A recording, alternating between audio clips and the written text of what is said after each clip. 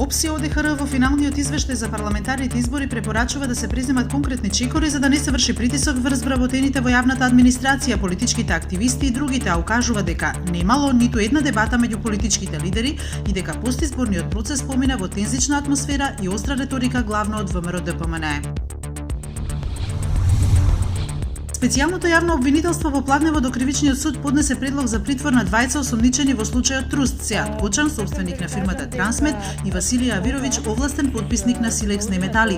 Причините за кои се бара притвор се опасност од бегство, влијание врз сведоци и повторување на делото. Судот треба да се изјасни во рок од 48 часа.